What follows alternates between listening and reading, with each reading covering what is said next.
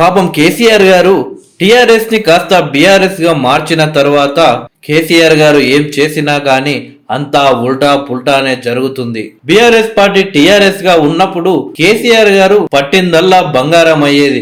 కానీ టిఆర్ఎస్ ని బీఆర్ఎస్ గా మార్చిన తర్వాత అన్ని ఎదురు దెబ్బలే తగులుతున్నాయి. మన జరిగిన అసెంబ్లీ ఎన్నికలకు ముందు బీఆర్ఎస్ పార్టీ ప్రచారాలకు పెట్టిన ఖర్చు అంతా ఇంతా కాదు. బీఆర్ఎస్ పార్టీ ఎన్నికలకు ముందు ప్రచారాల కొరకై సిద్ధం చేసిన పాటలు ఆ పార్టీని గెలిపించుకోవడానికి ఎంతలా ఉపయోగపడ్డాదో లేదో తెలియదు, కానీ ఆ పార్టీని ట్రోల్ చేయడానికి మాత్రం చాలా ఉపయోగపడ్డాదని చెప్పవచ్చు. ముఖ్యంగా ఆ పాటలు బీఆర్ఎస్ పార్టీ కంటే కాంగ్రెస్ పార్టీకి ఎక్కువ ఉపయోగపడ్డదని చెప్పవచ్చు. ఎన్నికలకు ముందు రాష్ట్రాన్ని ఒక ఊపిన పాట గులాబీ జెండలమ్మ. అయితే ఈ యొక్క పాట బీఆర్ఎస్ నేతలు సోషల్ మీడియాలో ఉర్రూతలు ఊగించారు. అలాగే భారీ బహిరంగ సభలో సైతం ఈ పాటలకు జనాలు, నాయకులు, కార్యకర్తలతో సహా బహిరంగ సభలో డాన్సులు వేసేవారు. ఈ సాంగ్ ను కాస్త రిమిక్స్ చేసి గులాబీ జెండలమ్మ బదులు గులాబీ దొంగలమ్మ అంటూ ట్రోల్ చేసిన విషయం మనకందరికీ తెలిసిందే. గులాబీ జెండలమ్మ కంటే గులాబీ దొంగలమ్మ సాంగ్ తెలంగాణ రాష్ట్రంలో పాపులారిటీ సంపాదించుకుంది. అయితే ఇప్పుడు మరొక ఎదురు దెబ్బ బీఆర్ఎస్ పార్టీకి తగిలింది.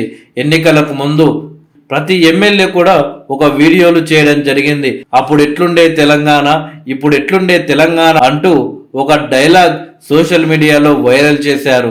అయితే ఇప్పుడు అదే డైలాగు మరొకసారి బీఆర్ఎస్ పార్టీకి యూజ్ చేస్తున్నారు నెటిజన్లు.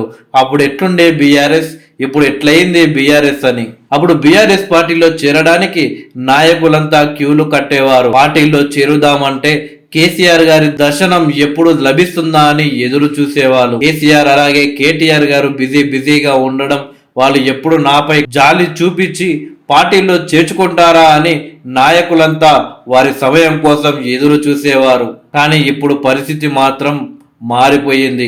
పార్టీలో చేరడానికి నాయకుడే దొరకడం లేదు. ఉన్న నాయకులేమో పార్టీ నుండి జంప్ అవుతున్నారు. వాళ్ళని కాపాడుకోలేక వాళ్ళని పార్టీ నుండి జారకుండా పట్టుకోవడానికి ఎంత ప్రయత్నాలు చేసినా కానీ విఫలమే అవుతుంది. పార్టీలో చేర్చుకొని కేసీఆర్ గారు అలసిపోయారేమో, కానీ ఇప్పుడు పార్టీలో చేర్చుకోవడానికి నాయకులే దొరకడం లేదు. ఆఖరికి ఈరోజు మనం చూశాము, బీఆర్ఎస్ పార్టీ కీలక నాయకుడు మాజీ ఎమ్మెల్యే ఆరూరి రమేష్ బీఆర్ఎస్ పార్టీకి గుడ్ బై చెబుతూ బీజేపీలో చేరడానికి సిద్ధమైన సందర్భంలో ఆయన మీడియాతో ప్రెస్ మీట్ నిర్వహించిన సందర్భంలోనే బీఆర్ఎస్ నుండి కీలక నాయకులైన ఎర్రవెల్లి దయాకర్ రావు ఆరూరి రమేష్ ఇంటికి వచ్చి అచ్చం కిడ్నాప్ చేసిన రీతిలోనే ఆయన్ని కారులో ఎక్కించుకొని హైదరాబాద్ కు తీసుకువచ్చారు బీఆర్ఎస్ నాయకులు. ఇప్పటి వరకు ఇలాంటి సీను మనం ఎక్కడా చూసి ఉన్నాము. ఎవరైనా నాయకుడు పార్టీ ఇష్టం లేక గుడ్ బై చెప్పి వేరే పార్టీలో చేరడానికి వెళ్తే ఆ నాయకుడికి గుడ్ బై చెబుతారు, లేదా పట్టించుకోకుండా ఉంటారు.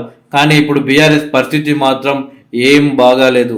పార్టీ నుండి వెళ్తున్న నాయకుల్ని ఇలా కిడ్నాపులు చేసినట్లు కార్లలో ఎక్కించుకొని కేసీఆర్ అలాగే హరీష్ రావు దగ్గరకు తీసుకువెళ్తున్నారు.